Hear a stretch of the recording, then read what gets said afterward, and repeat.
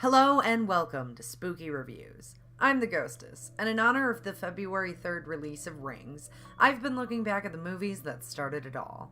Today I'll be reviewing the 1998 Japanese original, Ringu. So, what happened? Besides the Ghostess butchering a bunch of Japanese names. Teenagers Masami and Tamako are having a typical teenage night watching baseball and telling scary urban legends.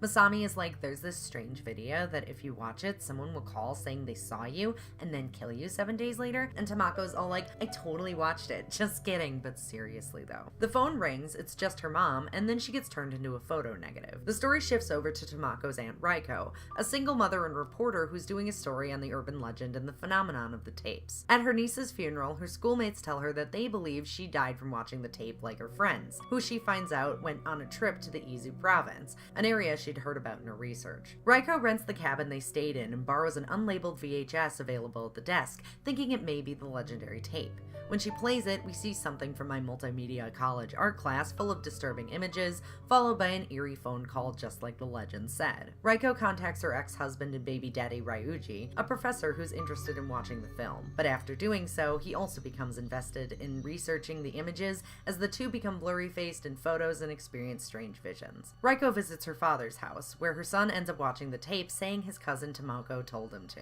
The next day, Raiko and Ryuji travel to the area where research tells them that Madame Haircomber lived, staying at her old house, which is now a bed and breakfast run by her cousins. As they discover through a series of visions, because Ryuji's psychic turns out, Shizuko was also a psychic who predicted a volcano erupting in the area, scaring her cousin into selling her out to the newspapers and attracting the attention of Dr. Izuma, who experimented on Shizuko and fathered a child with her named Sadako. But Sadako's power of murdering people with her mind was too much for her father, so he clubbed her in the head and dropped her into the well, which she survived, the ring being the last light she saw before being entombed. The couple figure that if they can find Sadako's body and give her a proper burial, the curse would be lifted, why not? They take turns climbing down into the well and draining buckets of water out until her body is found. Reiko's 7 days are officially up when she finds Sadako in the well, and it seems that her hairy ghost self has been stripped away into a goopy skeleton, meaning her spirit must be free now. Right? Nope. Sadako comes for Ryuji right on schedule, and Raiko rightly asks why she isn't equally ghosted. Then, she remembers she copied the tape and showed it to Ryuji, one of the only things that she did differently than her ex-husband. She has her son then make a copy and rushes him over to show someone, anyone, even his grandfather, cause damn Raiko, that's cold, that's your dad. You couldn't show that to just some random stranger? And then it ends with the never-ending cycle of people passing the tape along and spreading the curse. Gut reaction. This movie is clearly made on a restricted budget, which only gets in its way at a couple of points, as they do very well with practical effects throughout. It builds up an interesting story, although a lot happens in exposition and off-screen. Some things are heavily explained, and some are kept more in the shadows, and I preferred the things that it didn't tell me. The imagery is primarily very subtle, and the fear comes a lot from how the main character panics over her situation, primarily what will happen with her child as her literal deadline comes closer. At first, I really liked Reiko's character, who took control of the mystery right away. She seems strong and independent and a real go-getter, up until the very second she gets her ex-husband involved. He's kind of a dick to her increasingly as the plot goes along, at one point saying that they never should have had a child together, and later slapping and shaking her. And mind you, this isn't a scene intended to make him look like a dick. It's played off as though it's appropriate for the situation. And this is the 90s Japan. It's not okay to hit a woman even if she is hysterical. The actress does a fantastic job every time she has to freak out, and it never gets obnoxious to the point where you stop rooting for her. Also, the kid walks that fine line of delivering lines in a creepy little kid way while still coming across like a real little kid. He is adorable. The repeated imagery in the video is unsettling, shot with almost no editing and only having an eerie pulsing as the soundtrack. There are so many yellows and oranges contrasting with the dreary blues and greens when something otherworldly is happening, and I liked the way the film set up that universe. I wished a bit more was shown and less told, but it's compelling from start to finish. I found that Japanese horror movies tend to be more emotional, connecting to a complicated supernatural lore and drawing a strong emphasis on the connection between parents and children.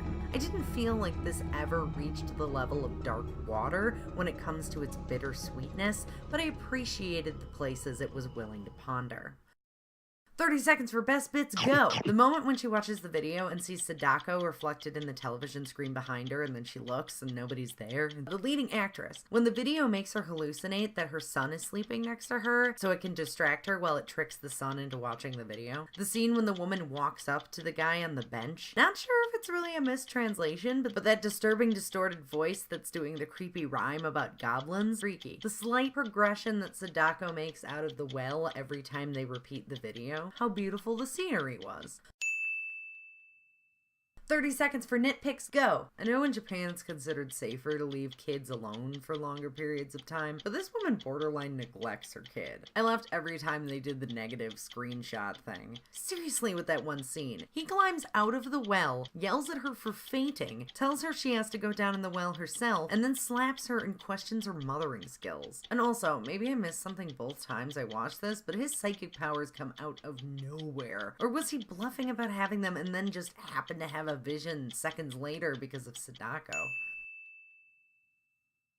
Final thoughts. The first time I watched this movie, I was a young horror fan who was just getting into the genre and had just seen the American version in theaters. I remember liking it better then, and I went into this viewing thinking it was going to be better than the American one. But I think watching it knowing where the story is going, the way it's being told is drastically less effective this time around. It's still very creepy, and it tells an intriguing and unsettling story of a very creepy kind of ghost. Knowing Japanese folklore, it's very in line with their kind of legends. Wikipedia sometime how many ghosts they have that just haunt toilets, and I can see where the story has been remade and told over and over again. All in all, 6 out of 10 spookies. If you enjoyed this video, please like, share, and subscribe. Follow me at Spooky Ghostess on Twitter, and to see more of my thoughts on the films, visit theghostessreviews.com. Boo for now. I have a kitten on my lap now.